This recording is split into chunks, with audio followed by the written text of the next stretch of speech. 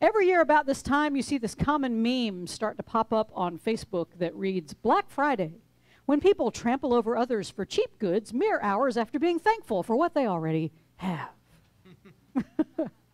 That pretty much sums up the holiday season for we greedy, needy, yet somehow still thankful human beings.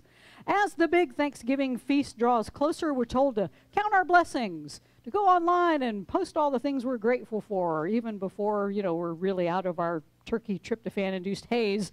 And then we got to do battle with the other shoppers before all the good stuff gets gone. And with the supply chain this year, there's not a lot of good stuff to begin with, right? But this, that's it. So this is how the ego operates, though. It loves the spiritual stuff because it can use practices such as gratitude or buying gifts for others to make us either feel superior or inferior to others. Superior in believing that we're better or have better stuff than others, or inferior for not being better or having better or even more stuff than others. Gratitude, it seems, can be just as easily distorted by the ego than anything else in our lives. So this year, I invite you, try to look at gratitude a little bit differently. Instead of simply saying thank you when the good times roll around, how many times have we said thank you when we're smack in the middle of being blown off our emotional or spiritual moorings by life? I mean, what if saying thank you is the key to finding the calm center in any storm of life? What if saying thank you, as Meister Eckhart says, is the only prayer you ever need to say to enjoy all of your life, whether the storm is raging around you or you're enjoying the abundant sunshine of blessings? When thank you is the first thought that comes to your mind and out of your mouth, no matter what is going on outside of yourself in the world, then surely the next thing you will utter after that is, oh yeah. How many of us this morning can say we're truly happy? Life's good, nothing to complain about, nothing we'd like to change. Okay, there's one.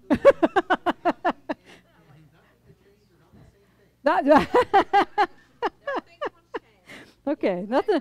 Okay, we got nothing to complain about, but are you grateful? Say what? Oh, the Gamecocks are bowl eligible. Yay. We all have our gratitude markers, right? So you've given thanks this morning because life is so good, right? Life is good. You got coffee. What else do you need? See? And even the cup says life is good. It's easy. It's so easy to be grateful and to give thanks when things are going our way out here in the world. It feels good to say thank you for the things that make you feel good. But how many of us give thanks when things go south?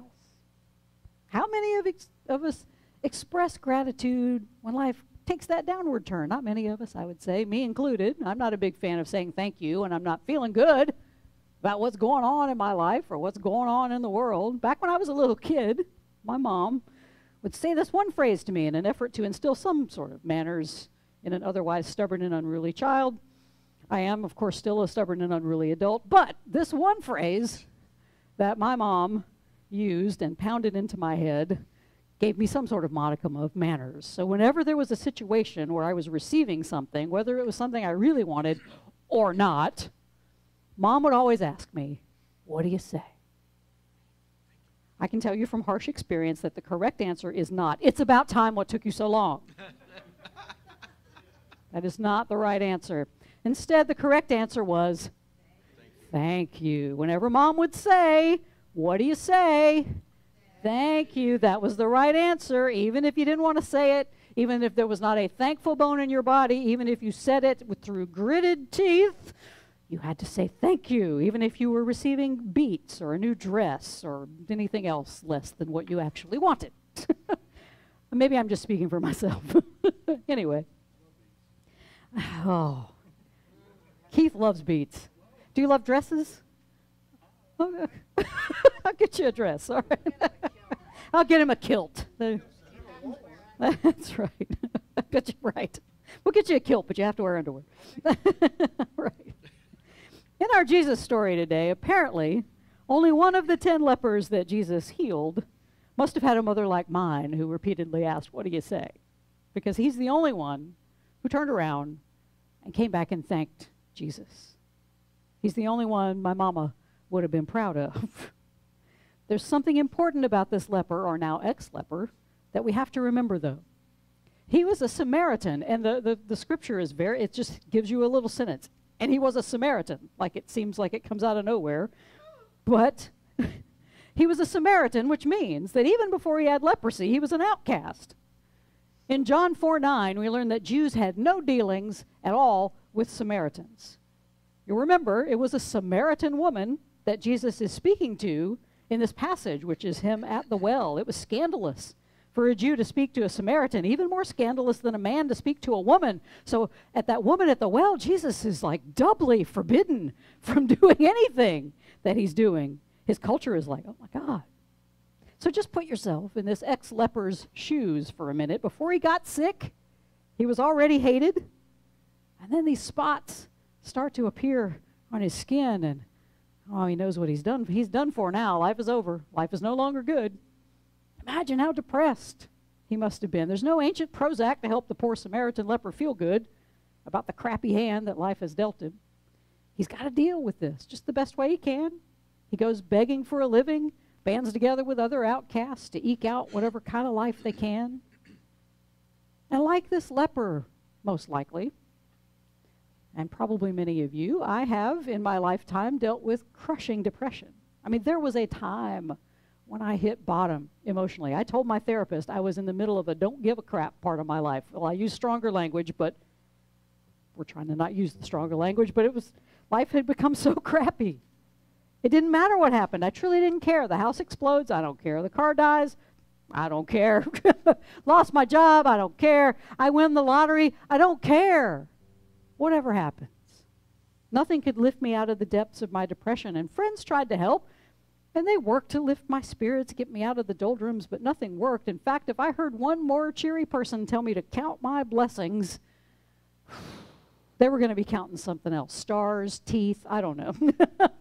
It would have tested my commitment to nonviolence. When life sucks that badly, the last thing on your mind is developing an attitude of gratitude. Shut up. I imagine that's what these lepers are going through. In their own deep depression, they're sick. They're outcast. They're reduced to begging to simply survive. I mean, it's depressing just to describe it.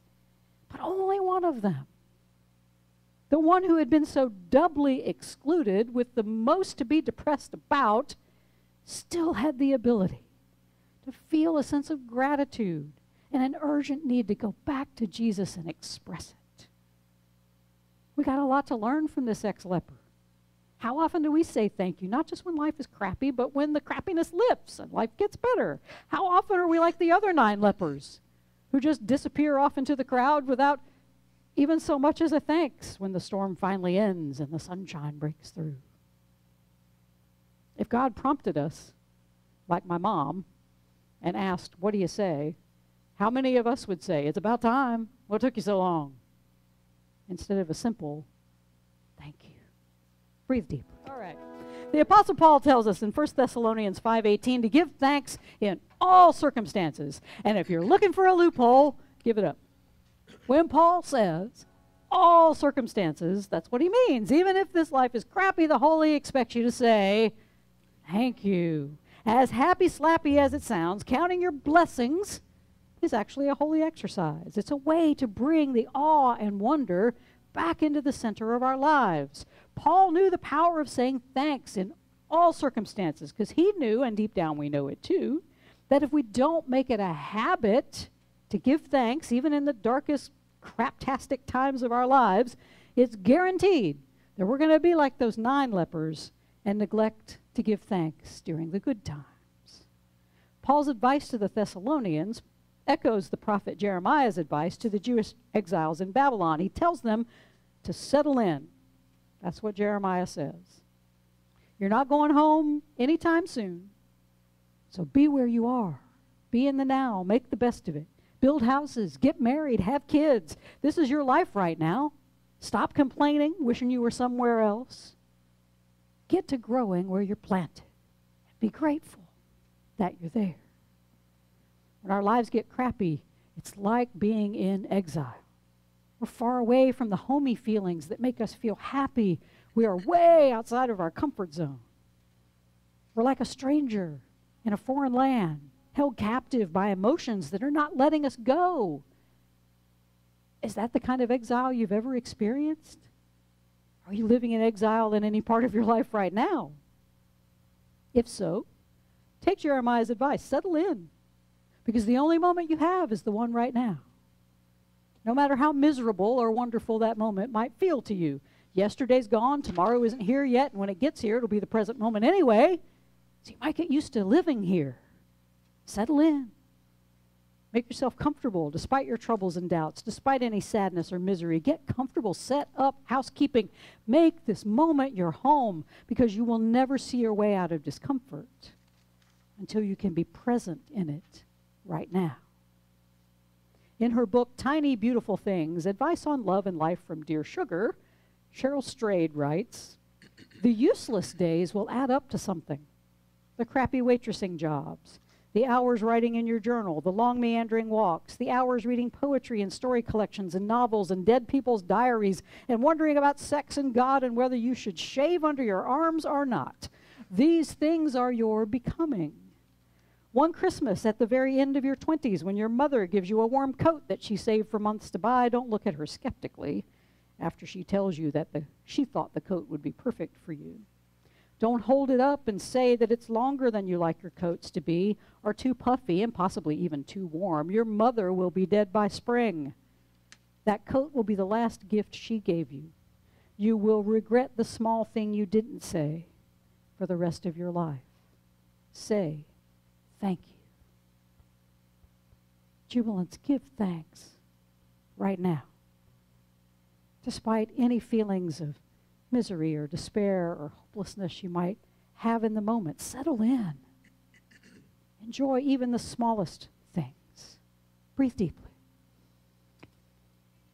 Enjoy that breath. Enjoy your beating heart.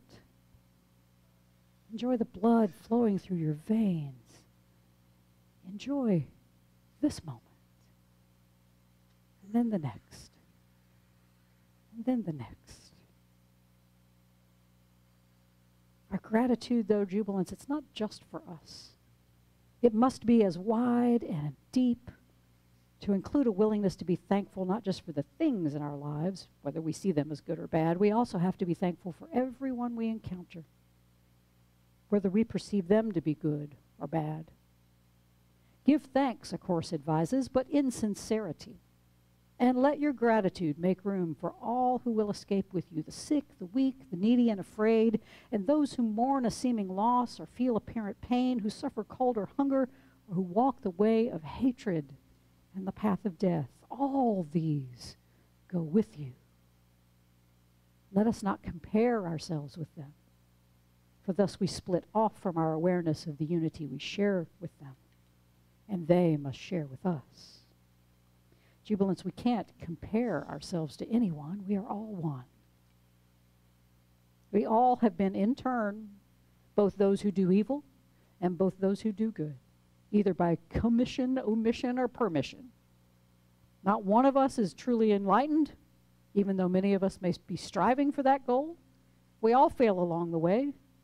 To condemn others for their failings is to try to make ourselves spiritually superior, and when we do that, we just fall into the ego's trap, and we're right back into thinking we're all separate.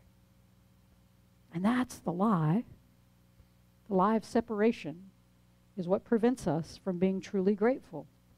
A Course in Miracles says, we thank the Holy One for one thing alone, that we are separate from no living thing, and therefore one with God.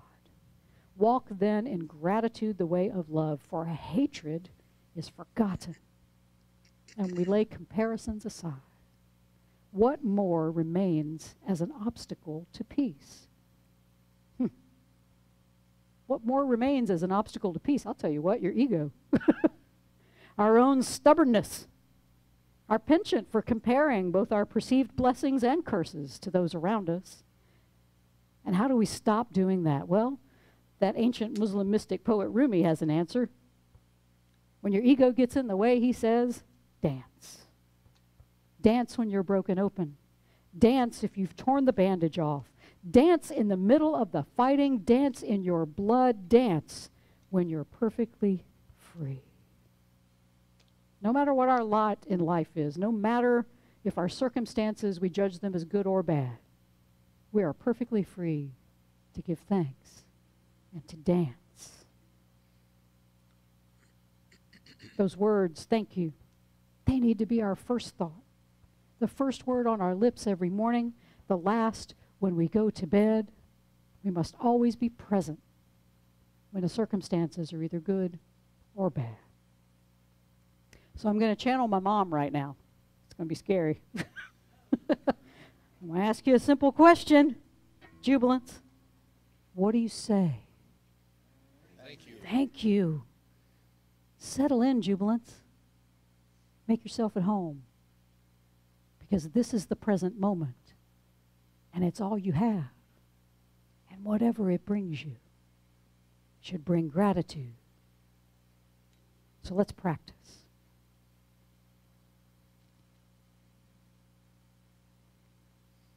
You guys know your part, okay? Let's hear it. Thank you. Thank you. Okay, you find a new job. What do you say? Thank you. You lose that new job. What do you say? Thank you. You find the perfect mate. What do you say? Thank you. That perfect mate breaks up with you. What do you say? Thank you. If someone does something you love and you think that's beautiful, what do you say? Thank you. If someone does something you hate and you think is ugly or awful or evil, what do you say? Thank you. If you're happy today, what do you say? Thank you. If you're sad tomorrow, what do you say? Thank you. If you're in perfect health today, what do you say? Thank you. You're sick as a dog tomorrow, what do you say? Thank you. You're rich today, what do you say? Thank you. You're poor tomorrow, what do you say? Thank you. What do you say? Thank you. What do you say louder? Thank you. Jubilance. Give thanks in all circumstances, whether it is fantastic or craptastic out there in your life. What do you say? Thank you. That's it. 2, 3.